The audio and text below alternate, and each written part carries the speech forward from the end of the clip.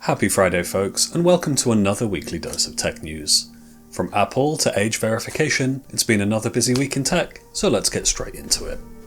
After 15 years as the head of one of the largest tech companies in the world, Tim Cook has announced that he will be stepping down as CEO on September the 1st. Cook served as CEO through some of the company's most significant product launches, introducing the Apple Watch, AirPods, and Apple Silicon.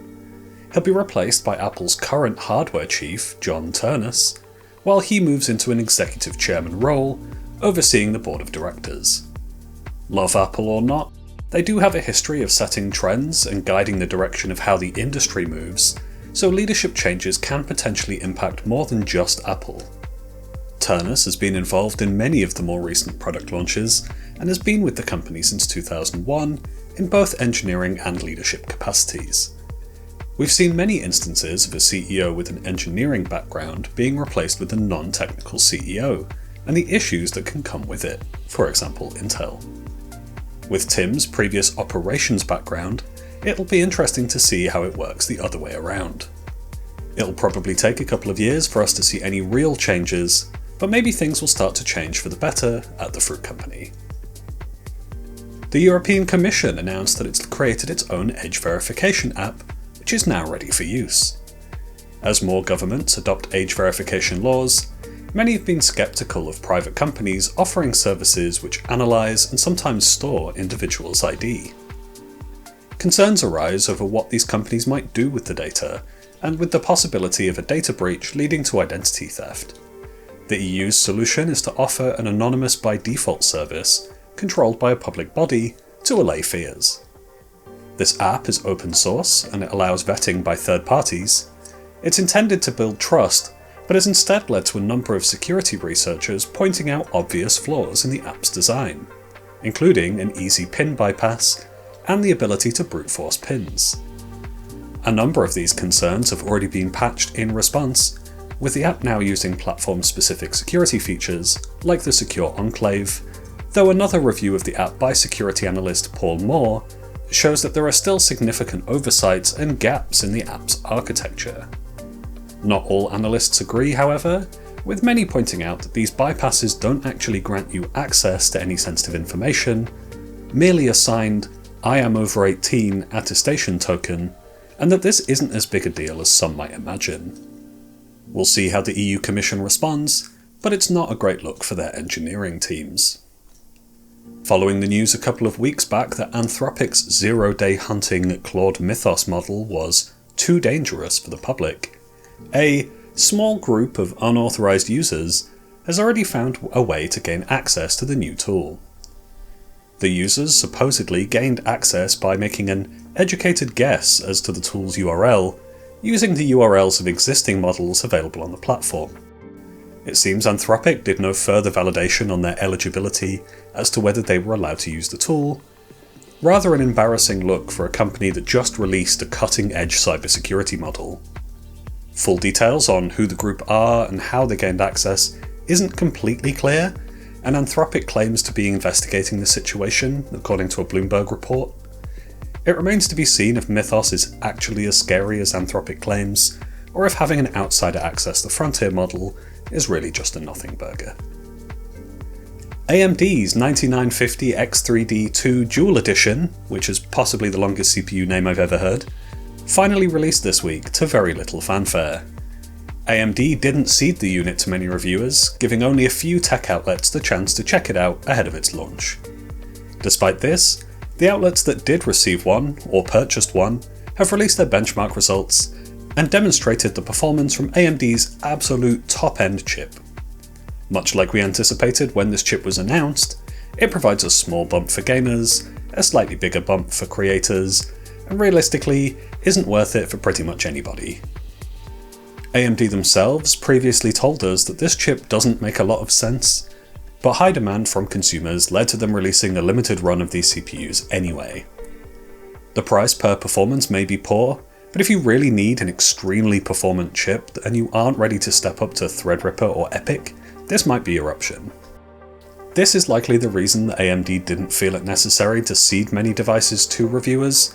They really aren't expecting most folks to want or need this chip. The audience for this SKU kind of already knows who they are, and AMD aren't trying to push many new folks towards this platform. In possibly the most good guy move from Xbox in a while, the price of Xbox Game Pass is going down according to an announcement made this week. Following a leaked internal memo from last week where the new Xbox CEO Asher Sharma said the service has become too expensive for players, Xbox announced on Tuesday that the top tier of the service would be dropping from $30 a month to $23 a month, with Xbox Game Pass also dropping $3.50 a month. The service will stay largely the same, with one key exception.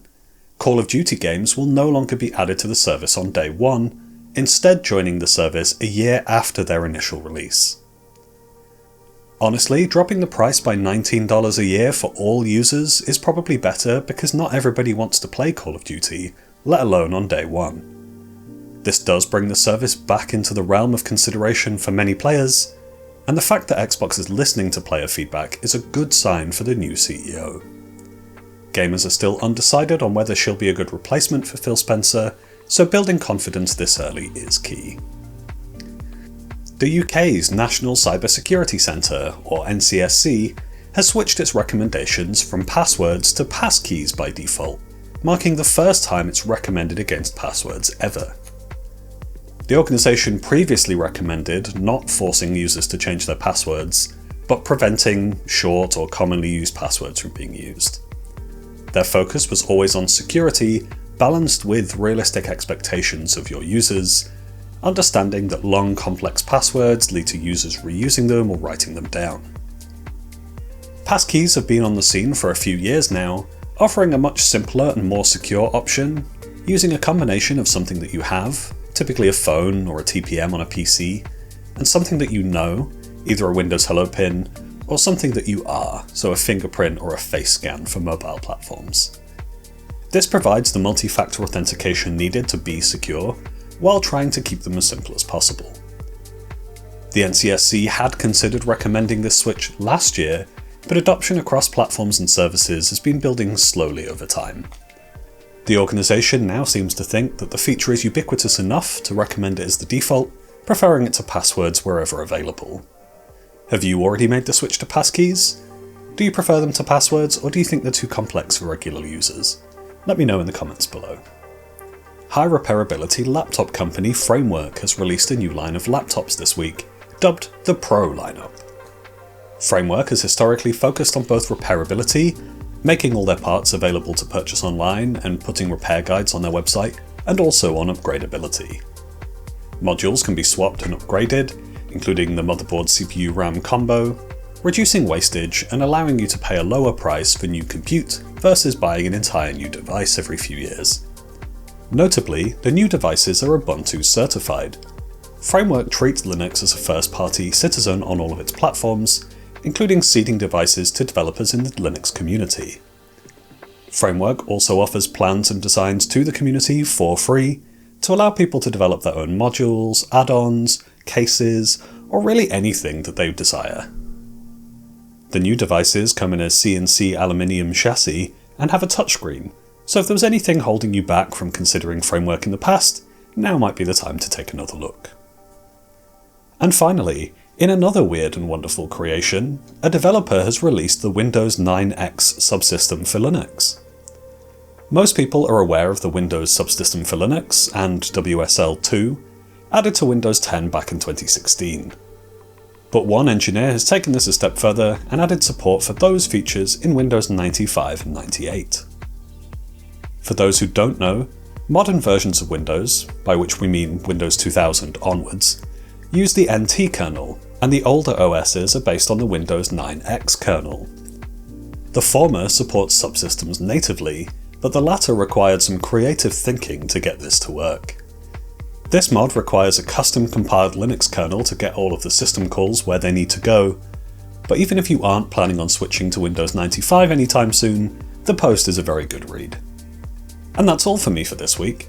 What do you think of the age verification laws? Do you think they cause more harm than good, or do you think they're for the best? Let me know in the comments below, hit like, get subscribed, and we'll see you next Friday for your weekly dose of tech news. Have a great day.